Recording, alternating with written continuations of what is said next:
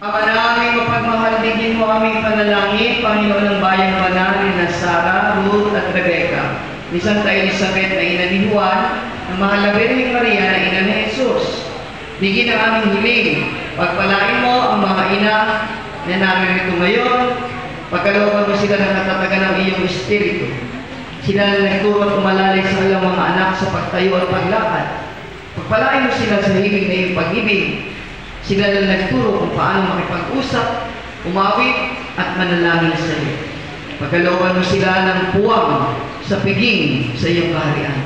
Sila na nagpakain, nagaruga sa buhay na hinubog sa kanilang sinapupunan.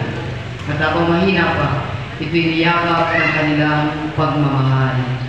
Pagkalooban mo sila ngayon sa buhay na ito ng mga mapuputing bagay at na kalusugan. Pagkalooban mo sila ng ligaya, pag-ibig, kasiyahan at karamalan sa kanilang mga anak at paligiran nawa sila ng mga mabubuting kaibigan. Sila na nagdala ng buhay sa kanilang sinapupunan ay ihatid nawa balang araw sa iyong banal na kantuhan upang doon ay magdiwang sa piling ng pamilya at mga kaibigan magpasawalang hanggan. Amen.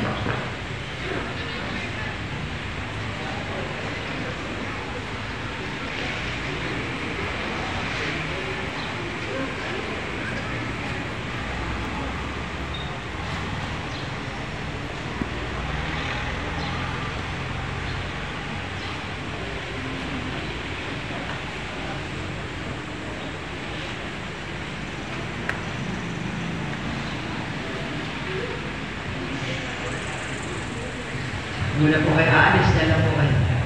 So bilang magbati po sa ating mga uliran, lahat naman kayo uliran, ano? At mga masisipag, mga pasensyosong mga ina. Bilang pagbati, palakpakan po natin sila. Happy Mother's Day! Nakamit po kayo. Tanggapin nyo ang benediksyon ng Panginoon. Sumayin nyo ang Panginoon. Magpalain kayo ng ating makapangyarihang Diyos, Ama at Anak at Espiritu Santo. Amen. Umayo kayo sa kapayapaan. Ihatid ang mabuting balita sa lahat. Salamat sa Diyos.